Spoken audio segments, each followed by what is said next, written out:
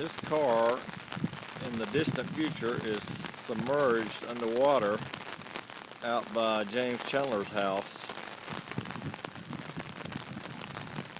Never seen anything like this on Highway 49. I hear the ambulance coming now.